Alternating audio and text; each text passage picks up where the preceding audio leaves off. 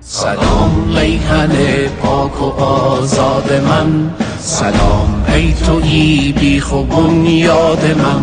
شدی اینک آزاده و با شکوه، جهان بشنود شور و فریاد من. امارت سلام شنو این کلام، به جز حق نترس مرا این پیام.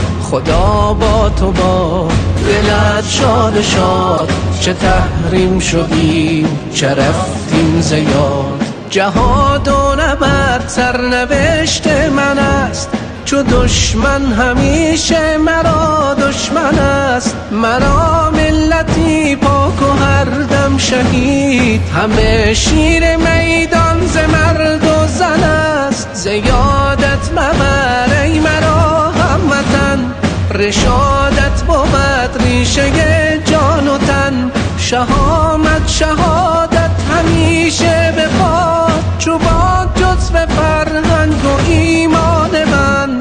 تباهی سرانجام اشغالگر است، اگرچه به هر جا بزرگ و سر است.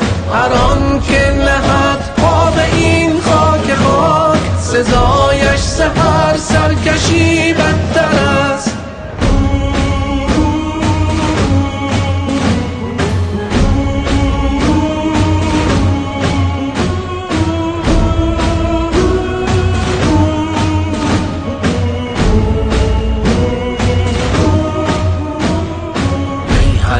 میهنم ای روح و تنم، پر از مهر توست دل و دامنم. میهنم ای روح و تنم، پر از مهر توست دل و دامنم.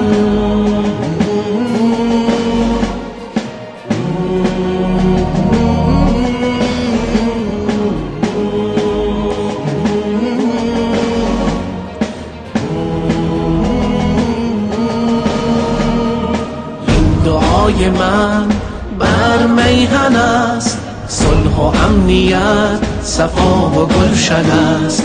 در پناه رب همیشه میهنم، زیان از او به دور و رو این تن است. ملتم مجد خود را مده ز دست، دیده را جز به حق می سزد که بست. راه تو راه پاک و پرخطر، نترسی از جور و زور یا گر شکست. همه بشنوید کجایید شما، در این خاک پاک به لطف خدا. مبادا روید ره دیگری، و یا ز حق باز شوید جدا.